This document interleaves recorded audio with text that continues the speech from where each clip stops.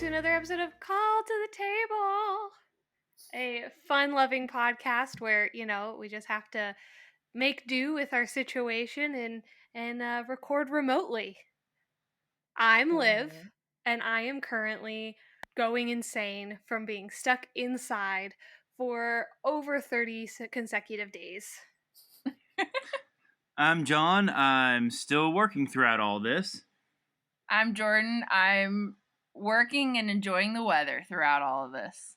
I'm Caroline. I'm technically working, but I'm enjoying my free time, such as making a Pokemon painting, which is what I have in front of me right now. I'm very excited about it.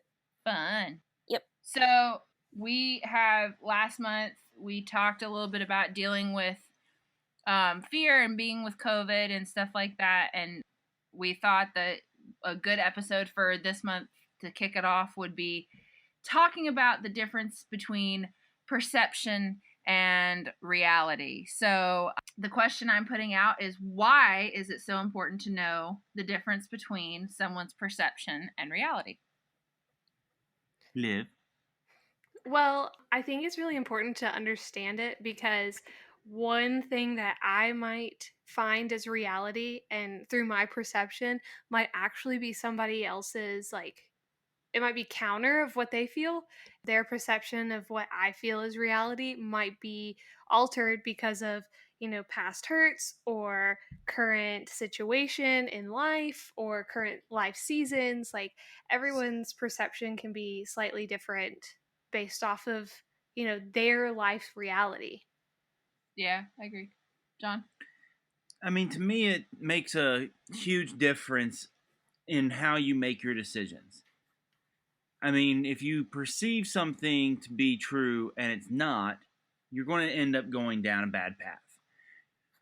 Whether that be within a relationship, job-wise, just life in general, it makes a world of difference of just being able to discern between the two. Yeah. I think for me, the importance of knowing the difference is like what you said, John, but not only that, but like your perception and how you react according to your perception can influence other people. So like how I view or my perception of a certain situation, I'm going to react based on that, and that can rub off onto Caroline or to John or to, Liv or whatever, which can then influence their perception. And, that's versus where if you have reality of what's actually going on, everybody is going to react relatively within the same view of that, because that's just, it is what it is. That's the reality of it. It's like the reality of the sky being blue. I mean, everybody's just going to accept that the sky's blue. I thought the sky was green. Shut up. Caroline?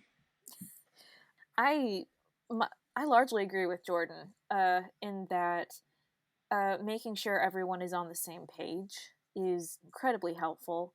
Also, for that person's own health, I think being able to discern between the two helps perhaps bring somebody out of a bad situation, which is definitely something I want to talk about further. Do you want to talk about that further now? I don't know. I thought it would work better with another, we have an outline this time. I thought maybe it would work better at a different time. So, okay, I mean, if you want me to, that's fine, but...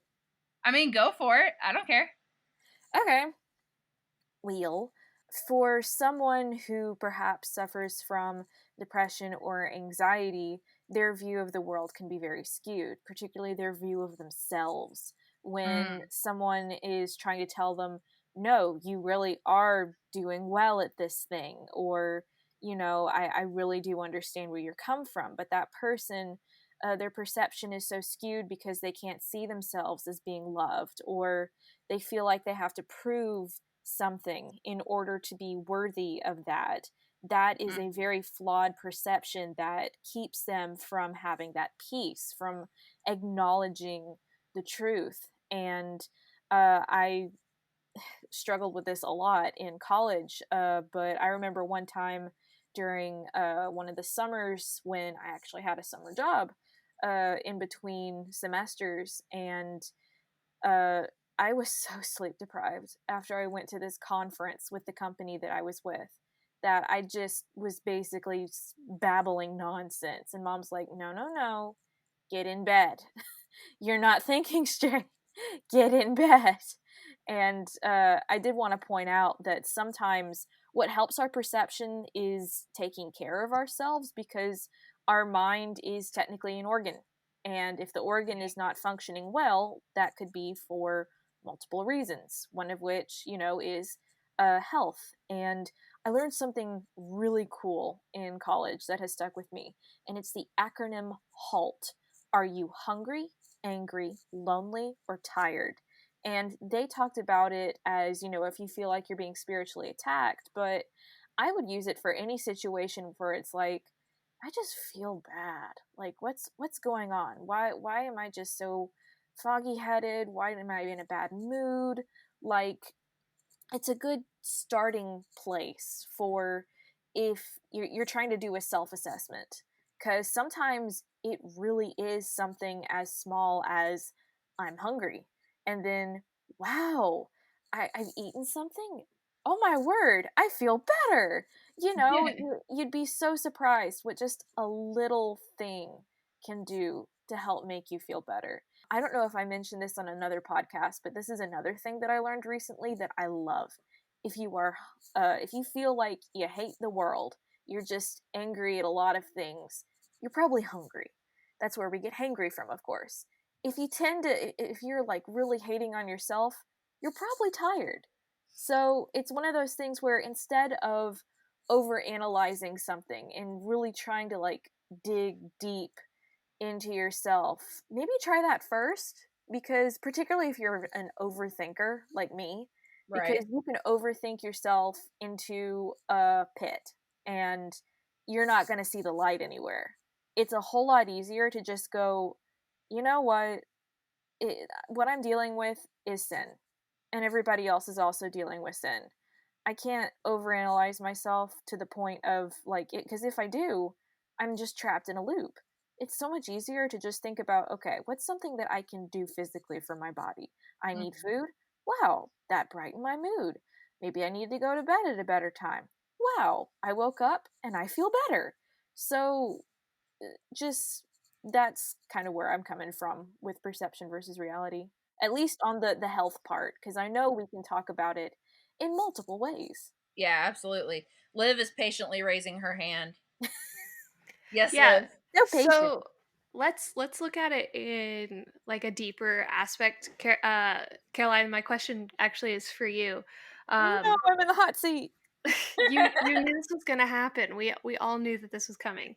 Of Um, course. let's assume that you've gone through the process of your acronym HALT, okay, and you're still finding that your perception or your reality is still skewed from somebody else who has also gone through that process of taking care of themselves and finding that their mental state and their physical state are pretty much on a okay level.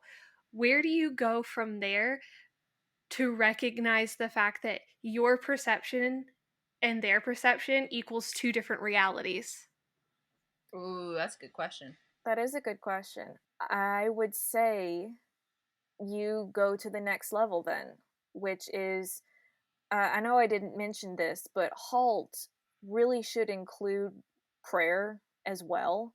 I Um, agree. and that can mean that maybe God leads you to professional help, which could be counseling, which could be medication, which could be both.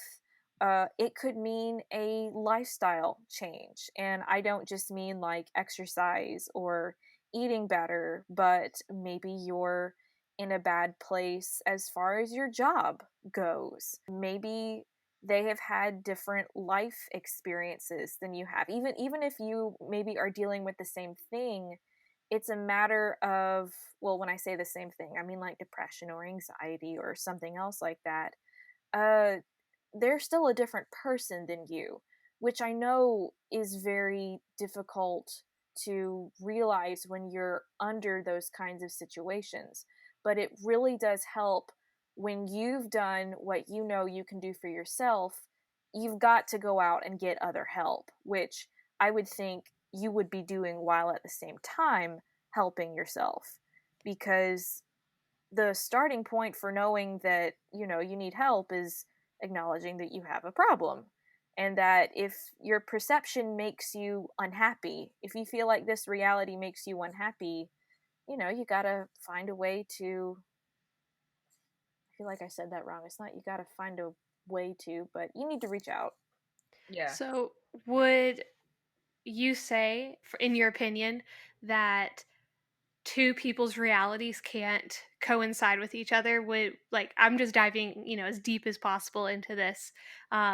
But would you say that there's a wrong chord somewhere in the line of communication or in the line of perception if two people have alternate realities? Not necessarily, because I like. Was it John or you who said earlier that that reality can contain different perspectives, and um, just because one person's thing exists doesn't mean that yours isn't also valid, so to speak. I feel like it's hard to delve deeper into this when we're just in hypotheticals, if Yeah. that makes sense. John's patiently waiting over here to say something, so I'm going to let him interject. Yes, please. Okay, this has something to do with something I've learned a long time ago. The same event can happen, two people can see it, and you will have two different perspectives. There is the absolute truth. There's at least person A and person B. Mm-hmm. So there's absolute truth, person A, person B with any event. If you take, for example, like, let's just take a look at how the world was created. You either have a creationist worldview or you have a purely by chance worldview. You can look at the exact same evidence, but based off your perspective, you come out with different answers. Now, the reality is the world is here. To our beliefs and the truth, it was created.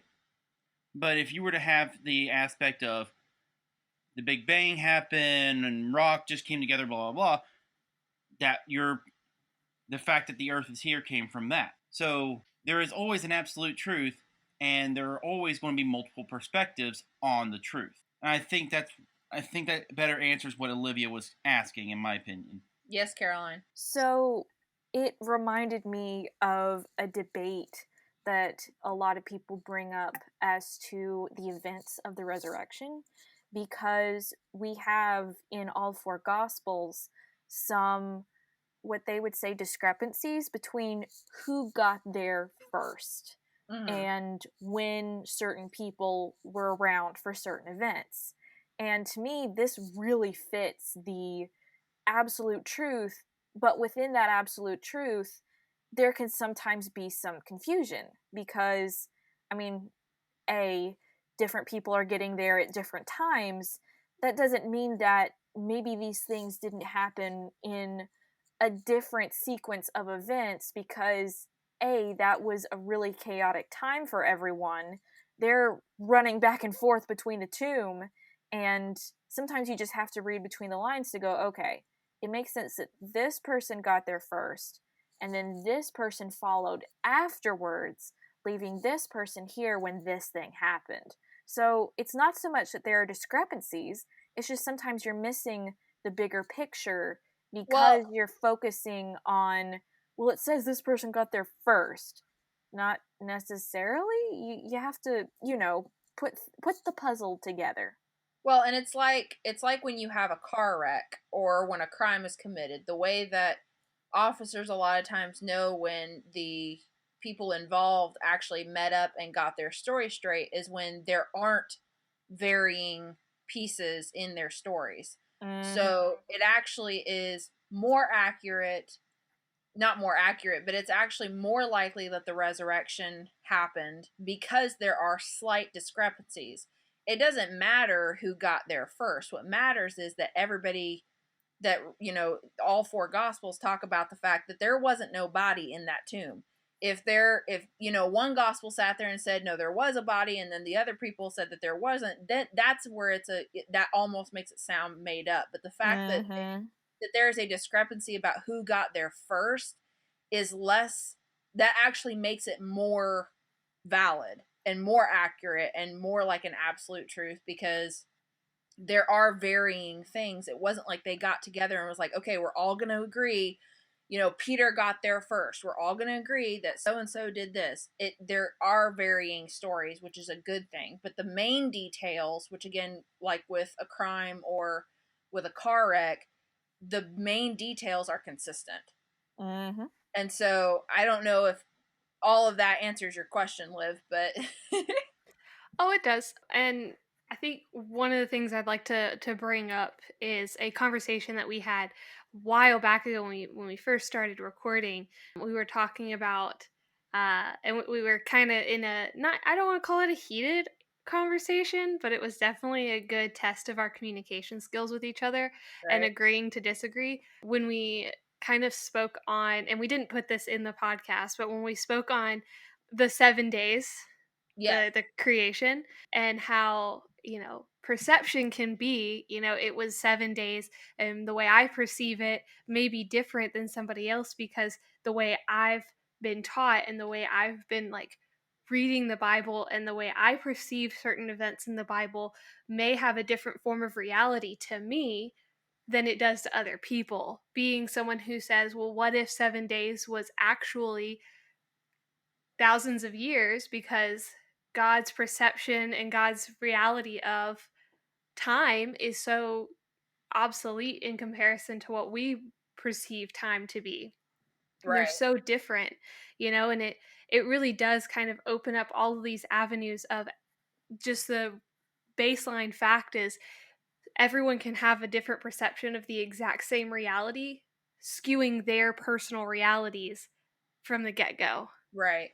I love how you kind of just brought up the gap theory, You're which was welcome. Casually which was brings up gap partially brought theory, up in the blows John's original mind. NIV. It doesn't blow my mind. I was just over here laughing at it. No, I just love the fact that she referenced something which we did record in a podcast, and we completely cut it because it did get, and like Liv said, it wasn't heated, but it No, it definitely wasn't heated.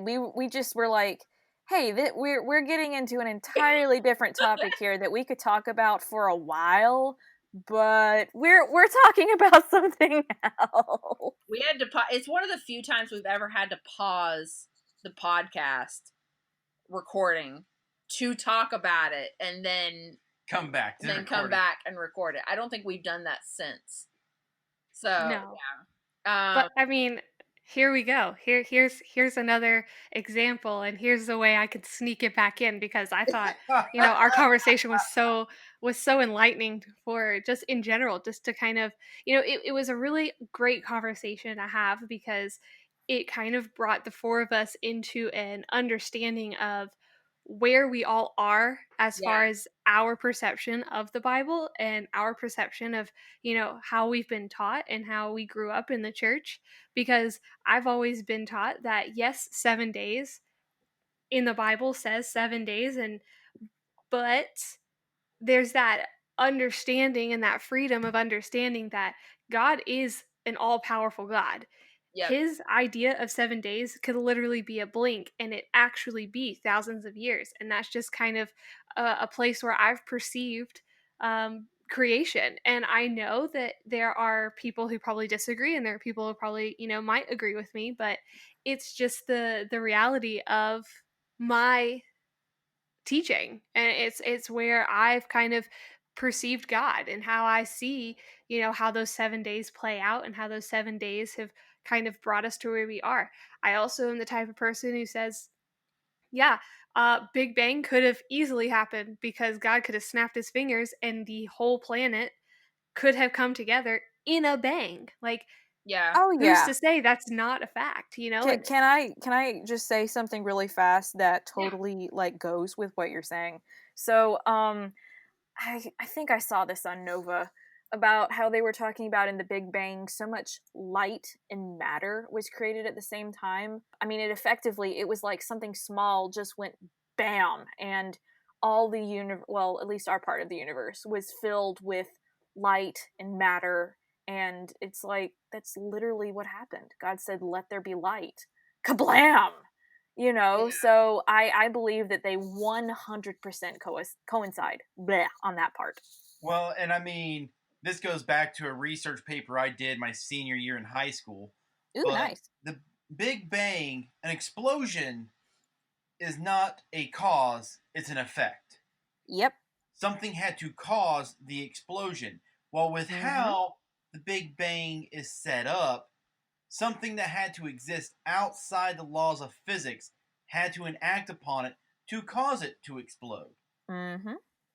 Now, I'm underneath, and I'm underneath more of the opinion that when God said there was morning, there was night, the first day, that it was the first day, the second day. This is where, Same here. and this is where I think, this is where a lot of people get. There's an agree to disagree with Olivia.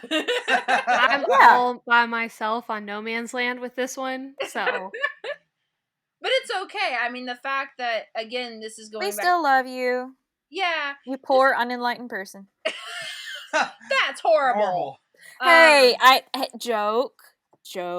But no, what I was going to say is... That's your perception of me, and that's okay, because it's not reality. You can perceive that all you want, but at the end of the day, that is where reality is false.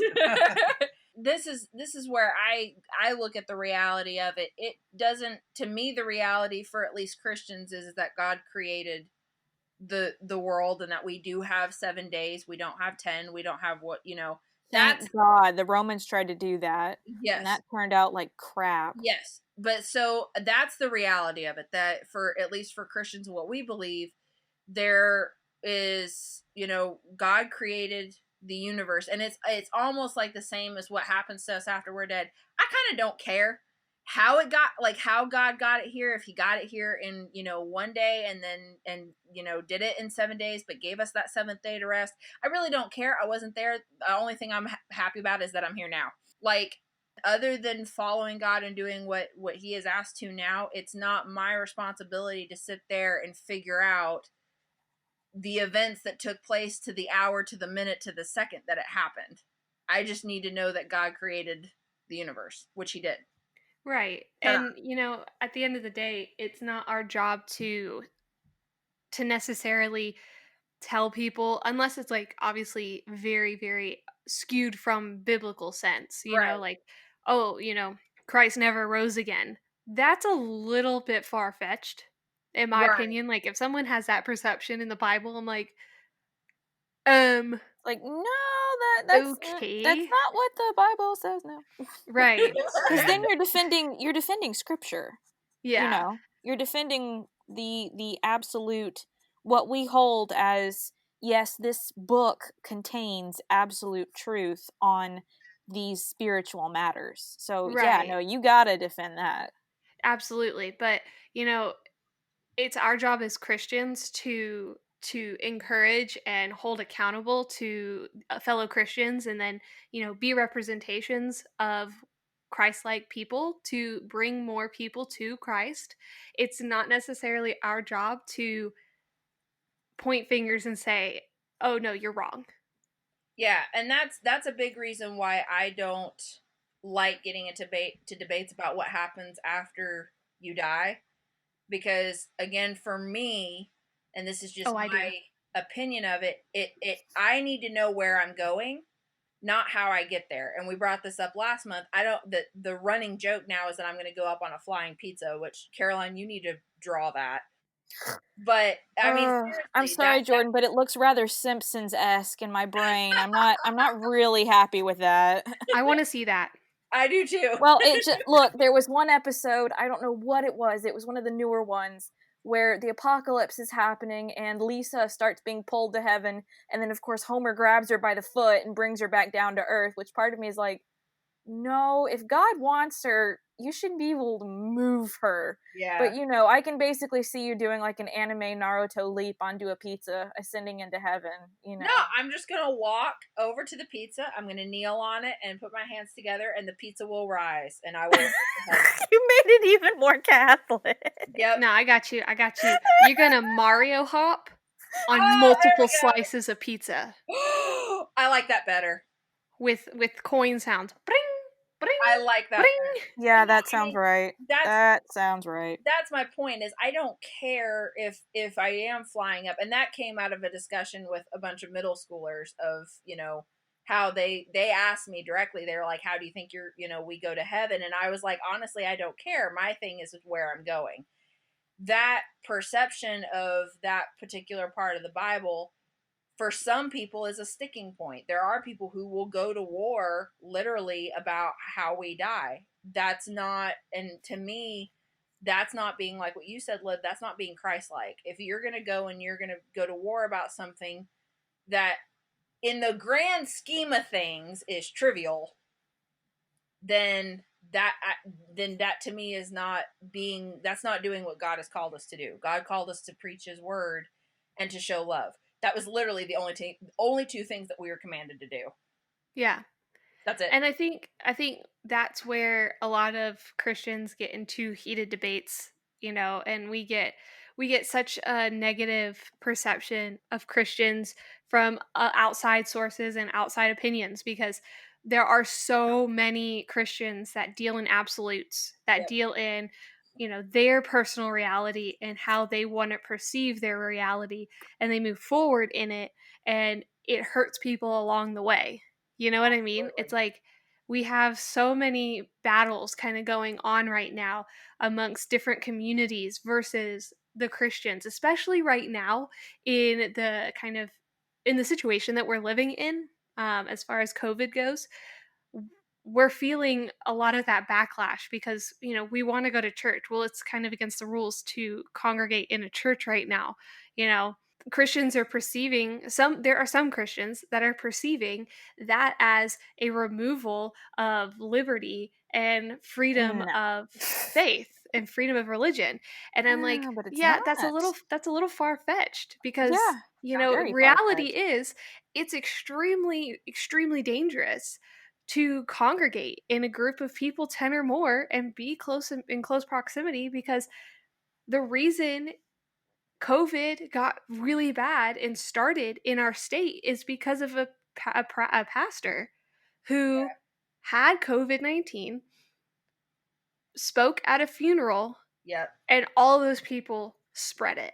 Well, a specific spot in the state, the metro area, that was completely different, but I mean, like, that's the current report of, like, okay, this is where we can kind of pinpoint a small starting point. Yeah, a specific thing of So, it's and then on top of that, you have, I'm just going to go into, I had a conversation with my father a couple weeks ago, go into the whole persecution of Christians right now. Like, there is a perception currently that the government is persecuting Christians because we will not marry same-sex couples in particular churches, because certain home, family-grown stores will not bake cakes for same-sex marriages. That is that group of Christians' reality. They feel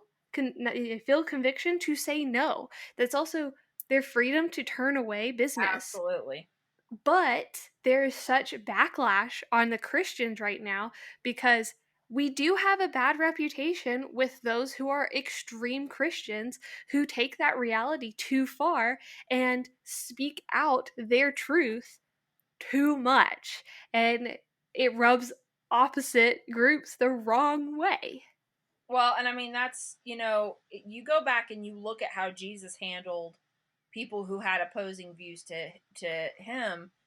He was in among the worst of the worst people, the tax collectors, and just that was for that part of the lepers. These were the people that he was around on a daily basis.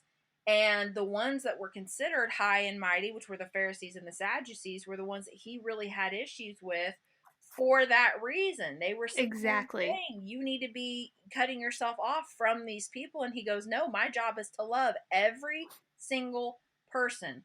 And I think that is where a lot of absolute Christians miss the mark, is they want to make sure that they're telling the truth, but they don't do it within love. And there's such a Exactly. difference when you speak an absolute truth, but you do it within love, versus when you speak an absolute truth and you do it with a hard heart.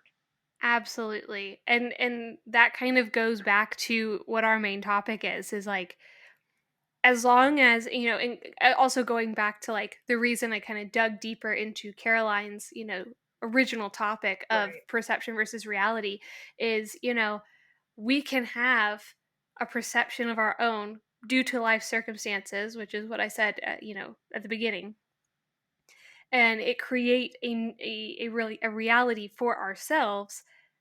But as long as our reality isn't done out of hatred, our reality isn't done out of hypocrisy, it's done as long as it's done out of like love and the main points that Christ wants us to go about, and it's not hurting anyone, like what's the harm in having a different opinion and a different viewpoint of fundamental situations like creation? Yeah.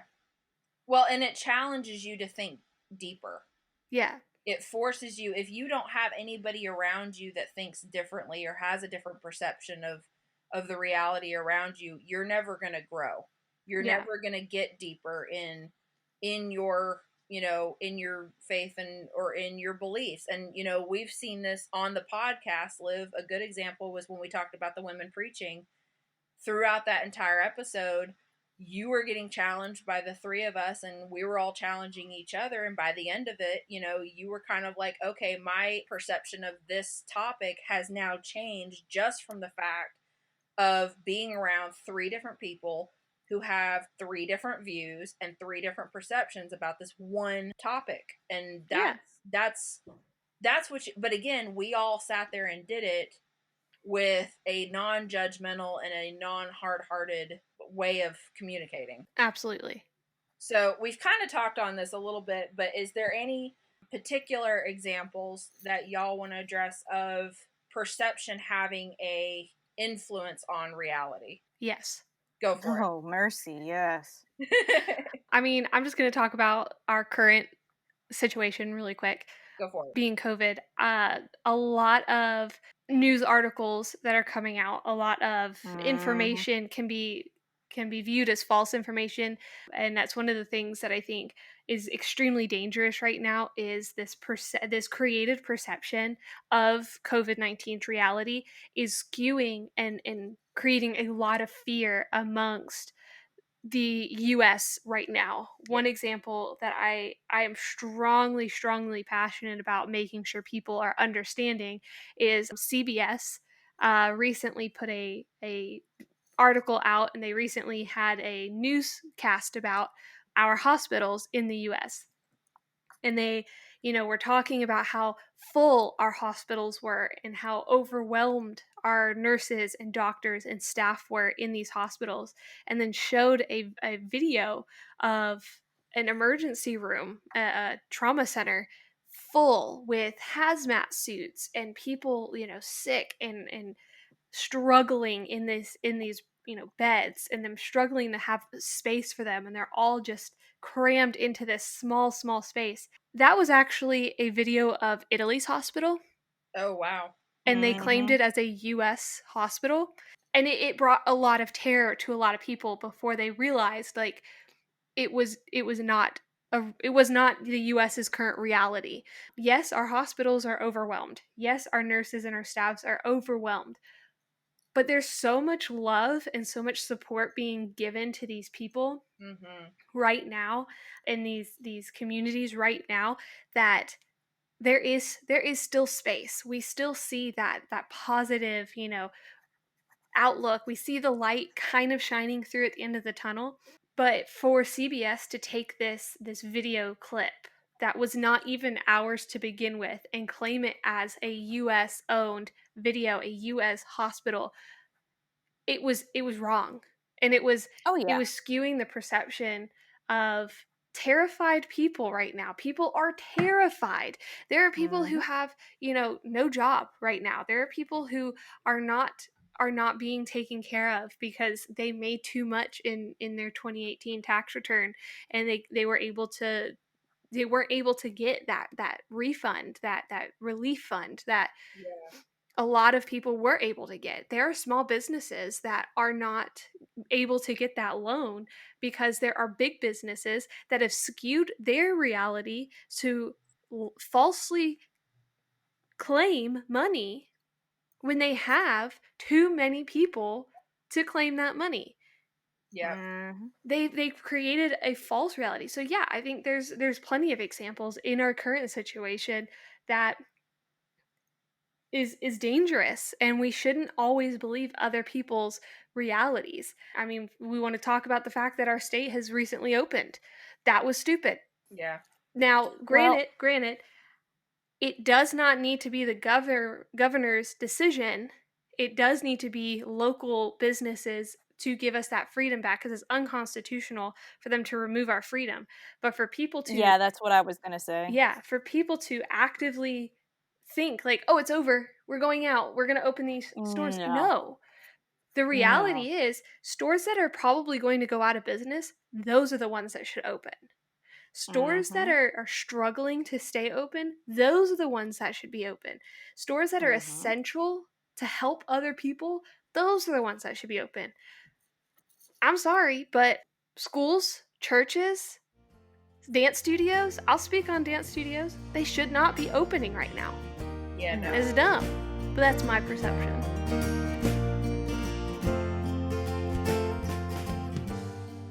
Hey guys, Caroline here with a huge shout out to all first responders all over the world. Whether you're in a hospital or urgent care center or running deliveries for stores and restaurants, Call to the Table salutes your bravery and heroism in this crazy time of need.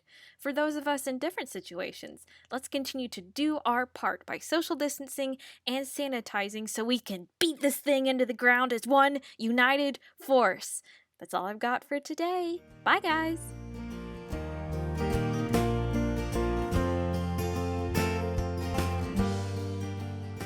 What about you, John? I mean, I have my hand raised. I know. I'm gonna get to it. I promise. I'm gonna let you go before me. But John's looking bored. No, I mean, to me, we've kind of John's said been everything. really quiet recently.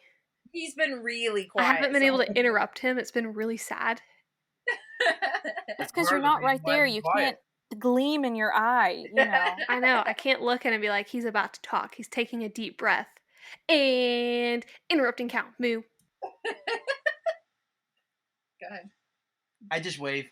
John wave. That's all I'm going to say to that. I'm just going to wave. You don't have an example? No, not right off the top of my head. That's rude. Sorry.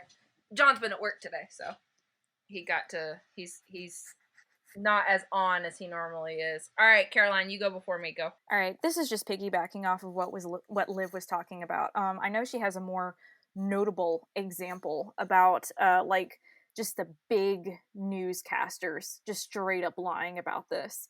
But it's funny. Mom was scrolling through her Facebook feed and she found this article that was talking about somebody local who died supposedly due to COVID. Well, turns out while they had COVID, when they tested the body, they died from a heart attack, not from COVID. And she's like, look, let me just make sure that I'm not crazy right here. And she read the title, and then she read what was actually in the body paragraphs. And she said, that's misleading, isn't it? And I said, yep. Yep, that totally is.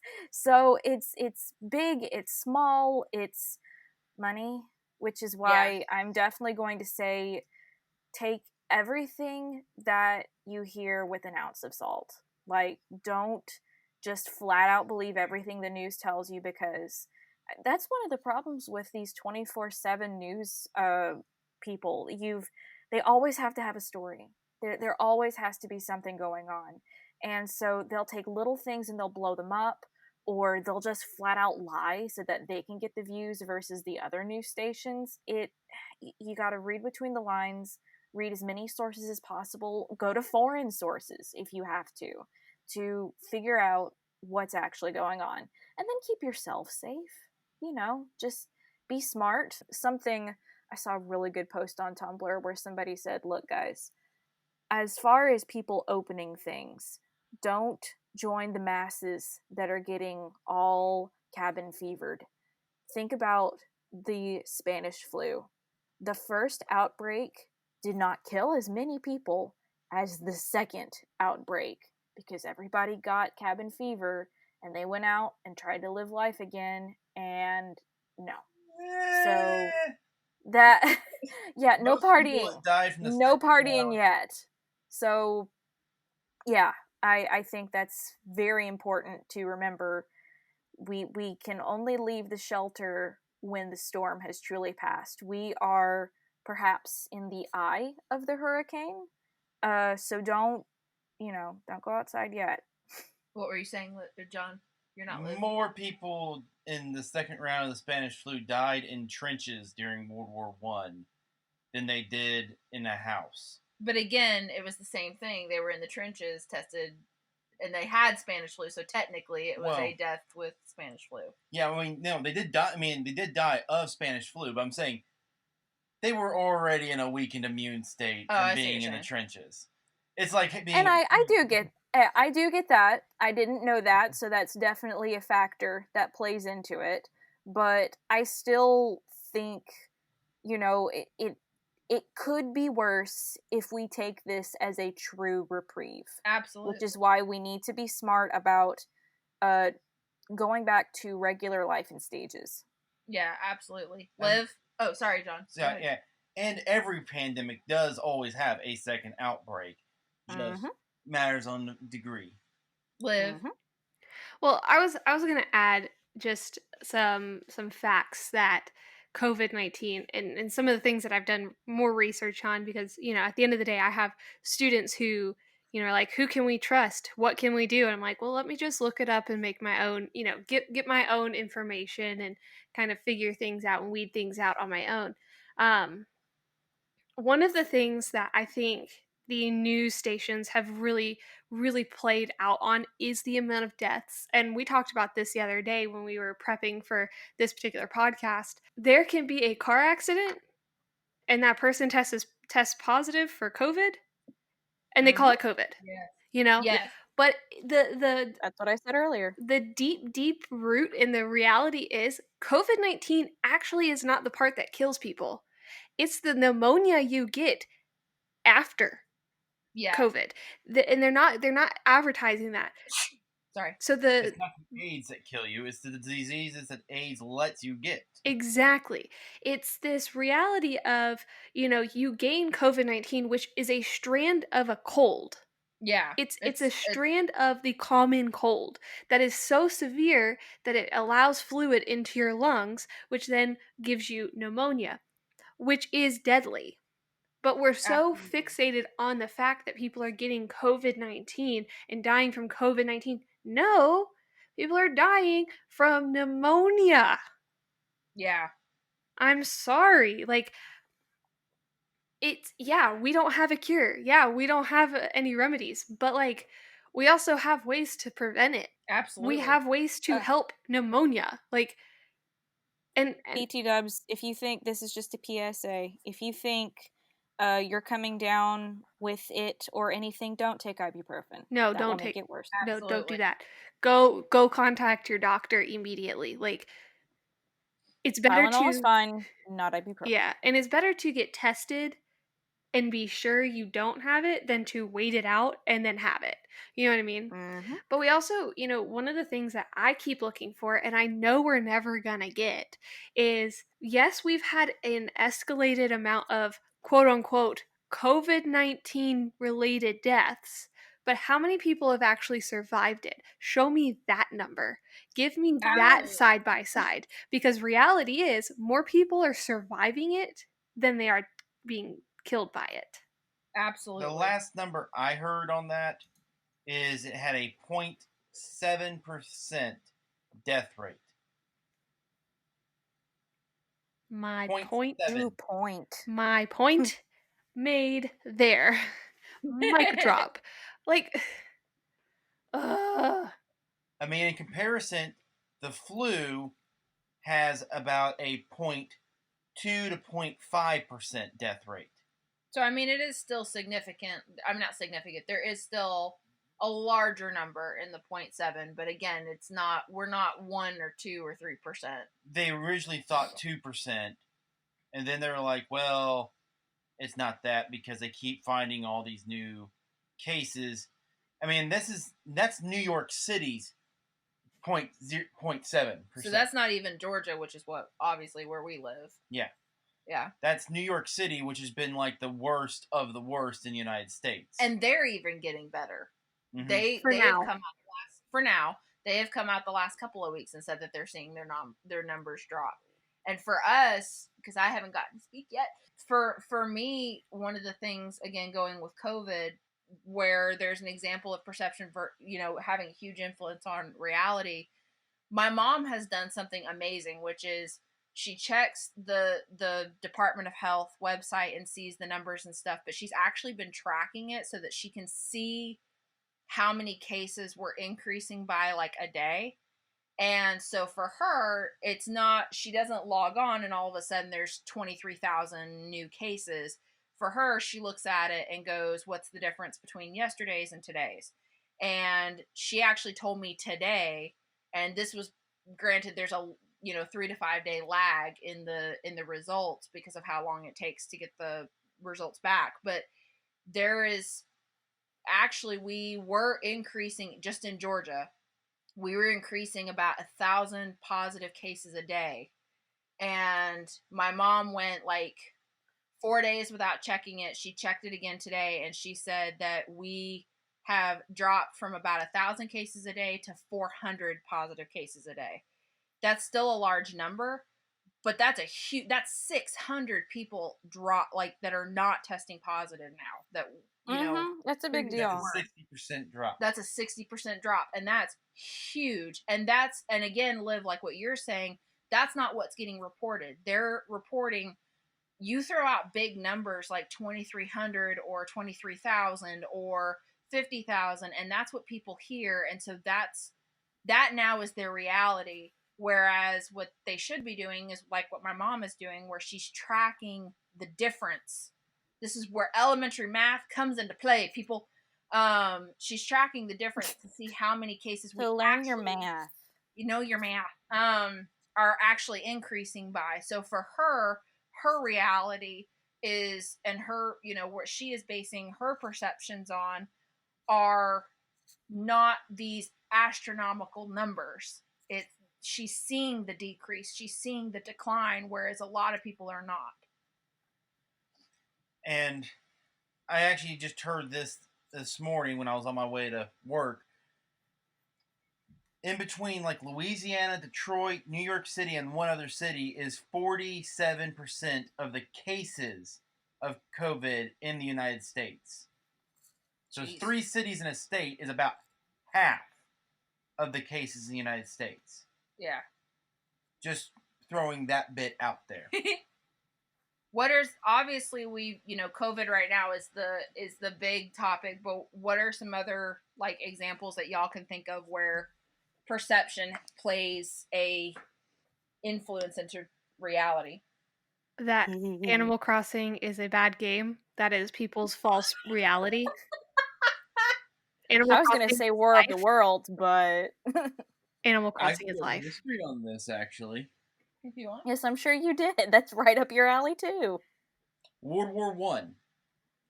Oh, I said War of the Worlds. Well, no, but World War One, there was the perception that the country that did the initial invading was going to annex the other country. In reality, they said they weren't going to do it, and that was the only reason why Russia got involved in the war, which is the only reason why Germany got involved in the war, which got everybody else involved in the war. There's this comic that I really like that basically shows World War I as an increasing bar fight. It continues on the World War II. I know exactly what you're talking about. Yes, and the countries are drawn in so much detail. Oh my word, I love those too. I don't know the comic, but I have it. It's written out word for Yeah, word. you know what I'm talking about. Yeah. I love it. That's my favorite thing in the world right now. Mhm. I love it. Anybody else? Any other examples before we move on? I'll mention War of the Worlds if nobody else has any. Go for it. Okay. So I'm trying to remember when. Actually, you know what? I'm just going to look it up. I'm in front of a computer. I'm going to look it up. All right. War Really? You're in front of of a computer? the Worlds. Yeah, I'm on the computer. Wow. Yes. Okay. So, it was in 1938. Radio was in its heyday, and people were still sort of dealing with kind of going into World War II, so there's already a little edge in the general public. And Orson Welles, who was a very famous actor, decided that he was going to do a radio adaptation of The War of the Worlds. But here's how they did it differently. They did it as though it was actually happening. They did a regular radio update as though it were breaking news. They had sound effects. They described people getting zapped. But the thing is, they actually did do at the beginning, this is just this is not real. But a lot of people didn't hear that. They tuned in the middle of the program. And so they freaked out. And I mean, it's not that okay, not a ton of people did it, but enough that it warranted uh the whole, United States going, haha, people are gullible.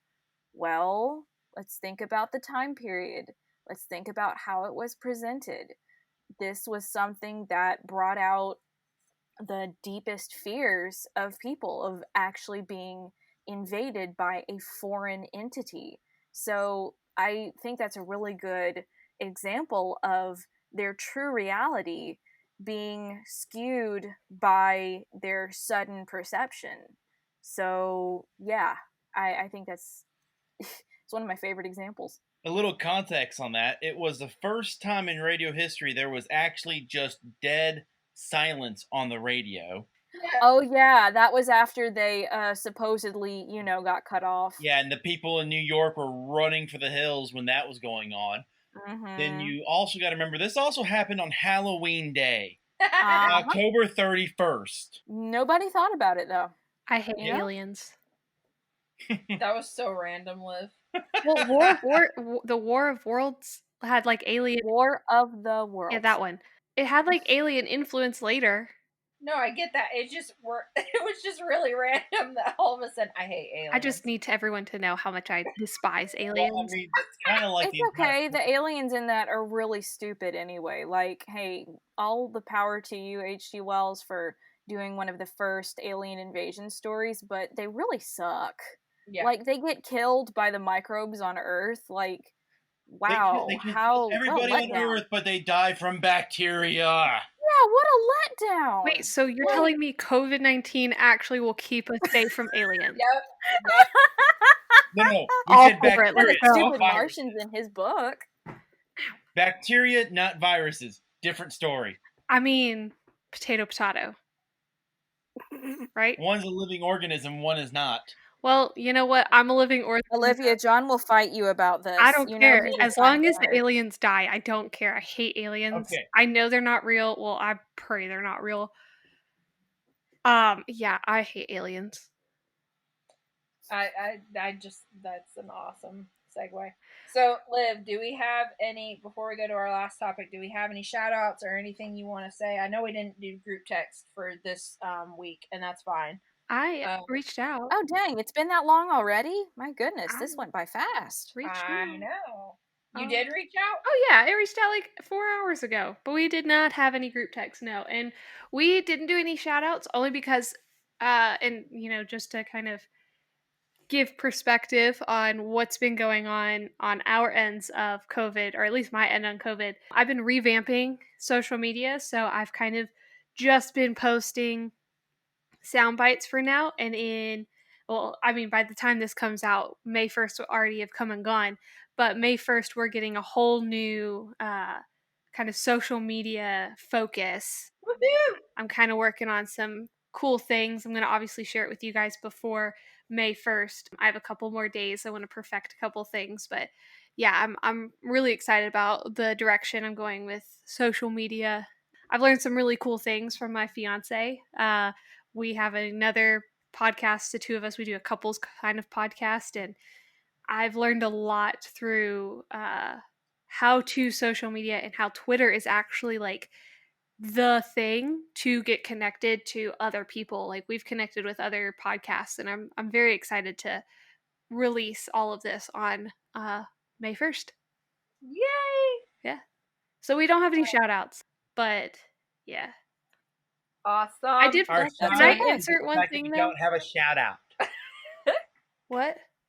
Our shout out is that we don't have a shout out. Our shout out is to our social media because it's going to be revamped. Okay. Okay. Yeah. I did have one last little tidbit of like perception having a negative impact on reality.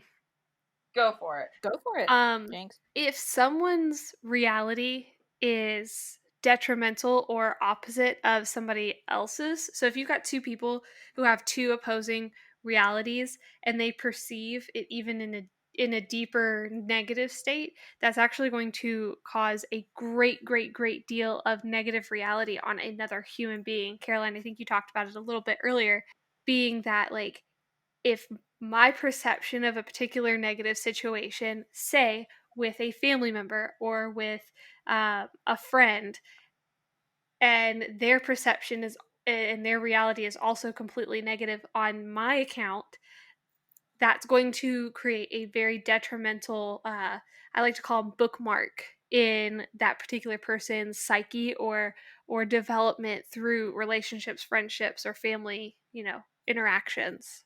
Yeah. And it kind of actually sprung something in my mind. One of the things of all the people in the world, talking about Hitler, one of the theories of why he had a hatred for Jews is that his mother died while in the care of a Jewish nurse.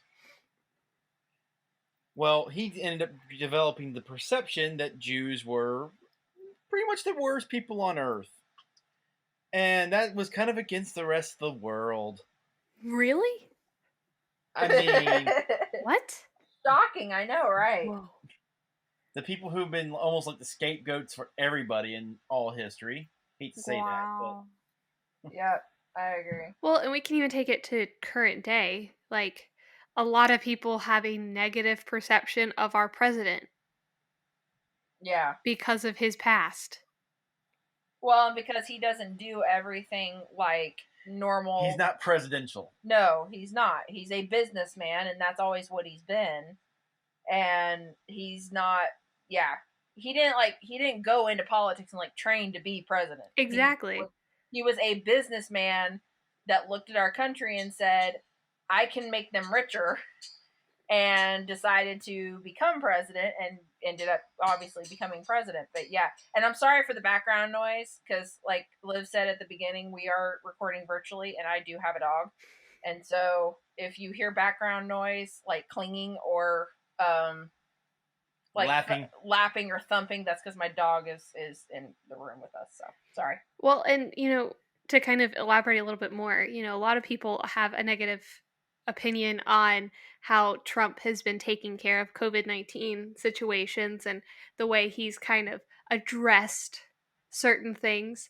Yeah.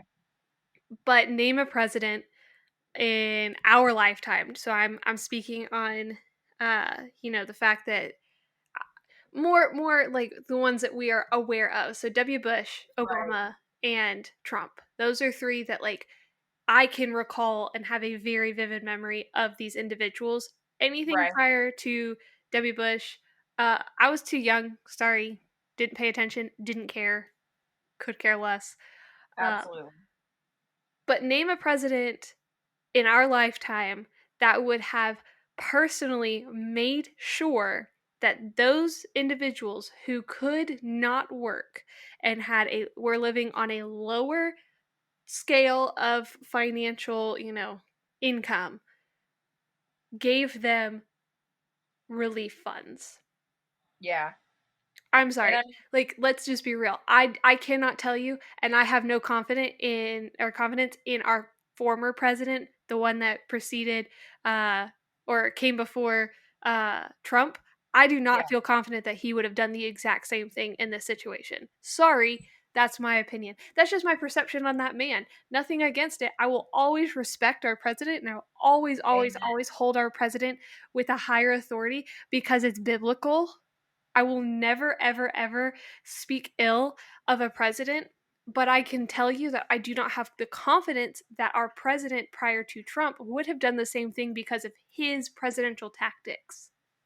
Well, and my thing with, I know that the presidents for us are leaders, but nobody trains for a national emergency. Yeah, The last time that our country was under fire like this, which we're not attacking a physical enemy, it's a virus, but the last time that we were under something like this was 9/11, to where it did shut down, the airlines, and businesses were shut down, and we united, and da da da.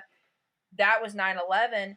Bush had been in office for a very short amount of time, and he reacted to the best way that he knew how, because no president, that's not part of their training. right. No president is sat there and like, okay, if there's a terrorist attack, this is how you react. If there's a virus that spreads worldwide, not nationwide, worldwide, this is how you react. They have to go off of immediate decisions, because we are, as a people, we have gotten so spoiled, and this is an attack on us, and I'm not meaning to be callous, but we have gotten so spoiled, and so um we want a response right now. Right. We want a response yesterday. And so Trump is having to make, and Bush did the same thing, are having to make quick decisions. Sometimes they're right and sometimes they're wrong, but they have to make them so quick that they are not given the time to really fully assess and take their time to come up with a plan, because that's not what we want. We don't want to be patient. We want Exactly. an immediate action. So sometimes stuff happens where going with, for us, for Georgia with Kemp, there may be, he's reopened certain things. We may have to go back down on lockdown. My thing is that he has and Liv, you have this right. It should be a local thing, but he has an entire state that he's making decisions for.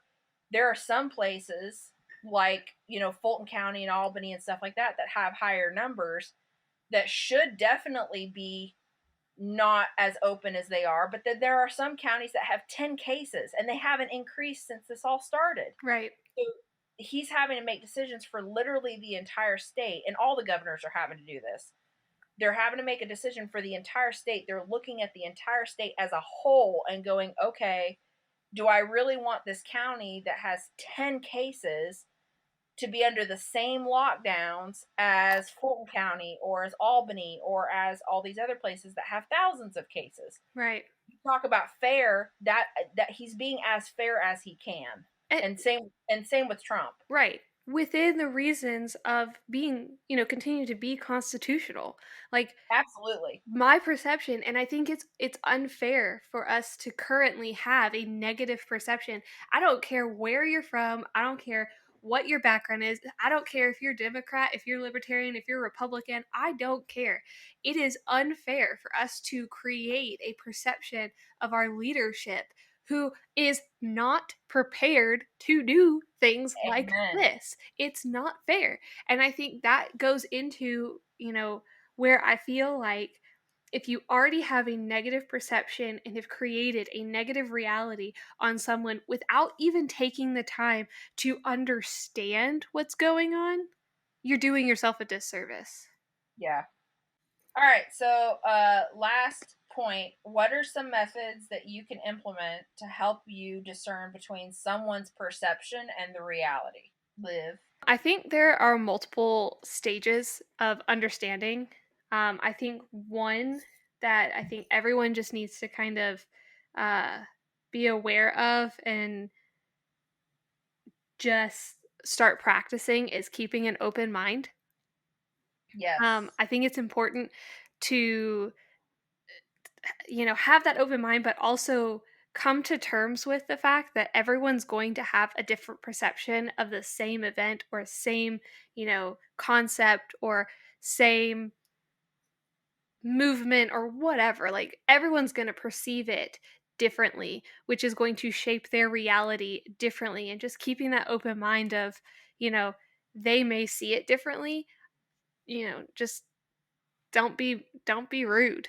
Don't be mean Yeah. about it. You can share yours and you can share how you feel respectfully, but it goes back to handling conflict and communication. This is a really good tie-in to that. If like you disagree with that person's perception and their reality, go back and list through the ways that you can communicate with that person, and if it develops conflict, go through and figure out how can you handle this conflict, and realize, like, at the end of the day, people are going to see things differently. Tough. Yeah, absolutely. John? I mean, yeah. Going back, what was the question exactly was again? What methods can you use to discern between or differentiate between people's perception and reality? This is where fellowship, in my opinion, comes into play, because when you have multiple people around you, you can start bouncing what your perception is off of other people. And back to my initial analogy of there's the absolute truth, then there's person A, and then there's person B. There's at least three sides to a story. Yeah.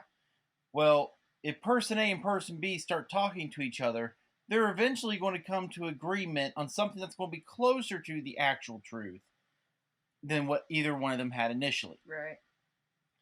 So, for instance, if you are perceiving that a coworker at work is being an absolute horrible person, and this has actually happened to me recently, and you start talking to other people, because at least for me personally, I will sit there and go, well, that's how I perceive this. Yeah. And I start talking to other people, and if you start hearing people say some similar stuff to what you're saying, then you know it's going to be closer to a truth. Or if they're saying the opposite of what you're saying, and it's from more people, it might be you that needs to take a check and come to terms that you might not be seeing it correctly. Yeah. Me? Sure. Okay. I would say, yeah, piggybacking off of that, what John said, I think being able to, not being in an absolute, so not being like, I'm right, you're wrong, everybody else can just go away. Like, being able to self-reflect as well as knowing when something is for sure right or for sure wrong. In the gray areas, though, I agree with John. I think, if you are viewing somebody as a horrible boss or whatever, and nobody else really feels that way, then, you need to be able to sit there and go, well, what am I doing? Or what in my life is perceiving this? Caroline, using the halt that you came up with, or not you came up with, but you heard, using those things and just being able to self-reflect. But then in addition to that, if your perception of somebody, if your perception of a situation or of a particular person or whatever is negative, I think being or positive, and everybody, if it's along the lines of what everybody else is thinking, then I agree wholeheartedly with what Liv said. I think being able to sit there and go, okay, well, how can I handle this conflict? How can I communicate correctly? I think, I think that that's the best way to do it, is to sit there and be able to self reflect, but then also be able to use steps and methods to handle the conflict or communicate better. Because I know, like, with me and Caroline, when we have had issues before, both of us will come back together and be like, well, I was perceiving you as being like really hard-hearted. It's like, oh no, that's totally not what I was meaning to do. But we are able to come together and communicate and say, this is what, when you said this is how I perceived it. And same with, me and John, when we have conflict in our relationship, which has been all weekend. Yep. We're able to sit there and go, okay, what's really the root of this? What am I doing? What are you doing? And yada yada. So, Caroline, I'm sorry, what was the lasting thought? What was the... what methods? Nobody can remember. Methods. I Okay. remembered. Thank you, Liz. Well, you were right after the question was asked. Doesn't That's matter. not remembering. Yeah, I'm at the tail end, guys, and I sometimes the question gets kind of lost in as I'm listening to everybody's trains of thought. So No, I got you. give the poor little caboose a chance. I got you. So Little's correct. methods. Shut up, John. Methods would be, I agree with John, talking to other people, getting a full picture, trying to give the person the benefit of the doubt, do your own research if if you can about this person or situation. Don't give in to fear tactics because that doesn't help anyone. And try and see the situation around you that you're currently going through. And maybe you just have to reflect and go, are my own feelings about this skewing my perception of the event? Right. So, yeah. Cool. Well, anything else that we need to say or whatever before we sign off? I would like to say that if anyone out there is feeling lonely right now and feeling just the weight of what COVID is bringing on, please, please, please please feel free to reach out to us and keep an eye out on our socials, because we are doing Zoom meetings, we're doing live meetups, just to kind of create some normality and some social interaction while keeping social distancing. And it's important to continue to, look forward and not sit in this particular situation.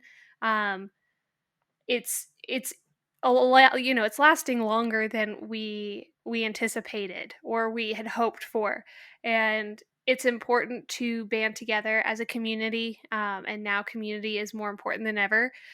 So keep an eye out. And I know, John, you're gonna do the outro and plugging our social media, but just keep an eye out. And if you guys need to talk to anybody, we're on it. We're active. We're constantly checking and making sure, in our emails and stuff. But it's important to continue to have that community, because if not, you're going to continue to sit in a reality that is causing your mind to spin, and that's not healthy in this kind of situation.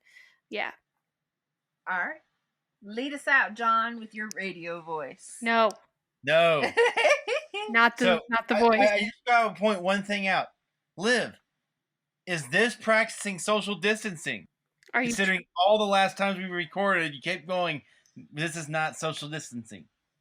I mean, technically, yeah, we're practicing social distancing right now by recording remotely. I know, but I'm saying, typically you say that as, I'm right about to touch you. And I can't touch you this Yeah, he can't touch her now, Ha, ha. Try me. I mean, I could come over, but... You have no idea where I'm at right now. You don't have the address to this house. No, I know where you live. Well, I know where you are. I know where you live, but I know where you are. You told me where David's house is. Yeah, but you don't know what number he's at. And y'all don't know what my car looks like now, because homegirl got a new car. Congratulations! Thanks. It's David's And on that car. note... All right, Lisa out, John. Thank you for joining us for this episode of Call to the Table. please get in contact with us At if you have any questions, comments, future topic ideas, or just feeling lonely and Concerns, want and to one be... of our representatives will be with you. John, go ahead. this Yes. is the roughest one you've ever done. It is. I It's know- because Mhm. John's trying to like look at me and talk at the same time, and it's, It's not working. hilarious. I love But it. say she's making me crack up more than when I look at you, Lydia. Well, you can't see me, and I might be making faces at you. So you know what? So, do you want me to wrap it up this week? Sure, go ahead. Thank you for listening to Call the Table. If you are lonely, bored, or if you have topic suggestions or future topics for us to discuss or questions you want answered, please give us an email at calledtothetable@gmail.com or message us on Instagram at calledtothetablepod. .com. And we will see y'all next week. And don't forget, we have Twitter now. And we have Twitter now. Woohoo! Bye. Bye. Live long and prosper, people. We will get through this. No Spock.